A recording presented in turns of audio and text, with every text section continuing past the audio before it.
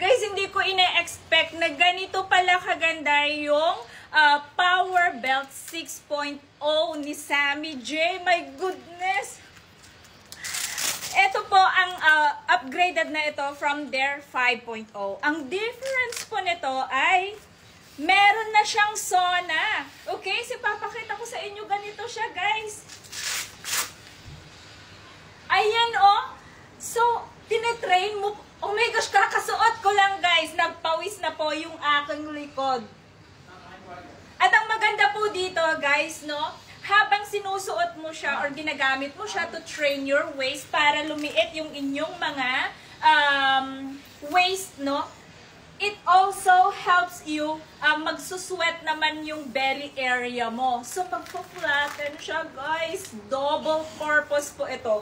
So, napakaganda lang ng quality niya. And my gosh, guys, napakaganda ng kanyang fitting. So, eto siya. Kakasuot ko pa lang pero nag-sweat na yung aking back. So, how much more if I will let it stay for like half day? My gosh, guys. Ganito siya.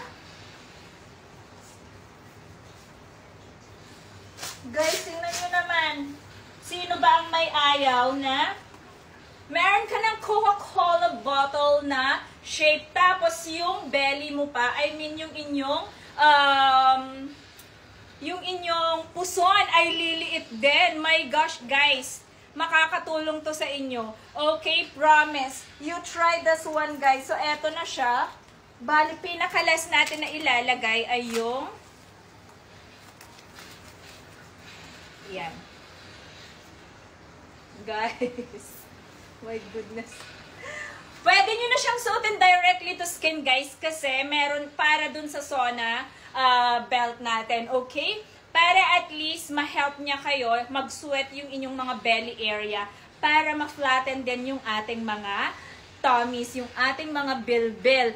Okay? Tayo na mga babae na namumroblema sa ganun. So, meron na tayo magagamit, guys. Walang kahirap-hirap. Napakahirap po mag-exercise everyday, sa totoo lang. I do that everyday for my waist and for my butt.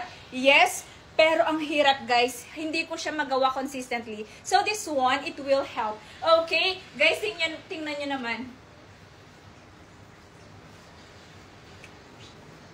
Tinago niya lahat, guys. Tinago niya lahat yung aking bilbil at walang bumababa. Okay, ayan, guys. So, tingnan natin ang pag-sweat niya later on. I-check out nyo to, guys!